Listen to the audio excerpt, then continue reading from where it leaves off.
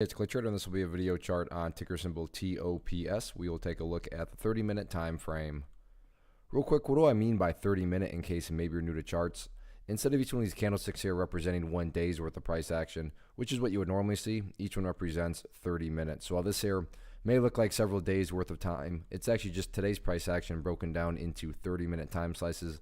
I like to do this time frame. I think that's a good job of telling the quote-unquote story of the price.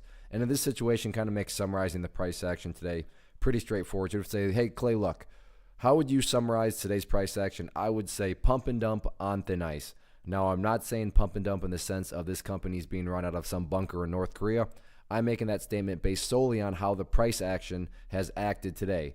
And my definition of a pump and dump is that a price makes a really nice move, and then within a relatively short amount of time, the price goes back to where it started. So let's first just kind of map out where I would classify the starting point. And this should sound familiar to those of you that watched the video from a few days ago.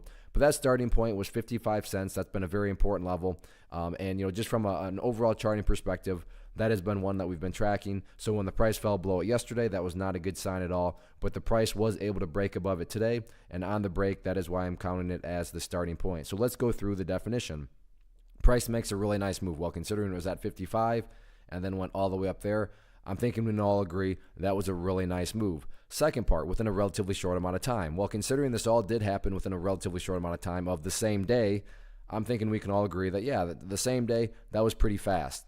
The price goes back to where it started, or in some cases lower. Now, this is where the thin ice point comes into play, and that thin ice point is at 55 cents. Because to be fair to the bulls, something like this could happen. The price could come down here, walk along, there we go, that thin ice, and then start to head back up. And if that were to happen, again, to be fair, well, that would have a set of lows right here. The previous set would be down there. If you picture these as stair steps, well, hey, now you have stair steps starting to make progress in the upwards direction. However, on the flip side of things, if the price comes down here, starts to try to walk along this thin ice point and then cracks to the downside and breaks through and keeps on going down, well, at that point in time, that would literally be putting the price right back inside of this range where it was when it was flirting with lows.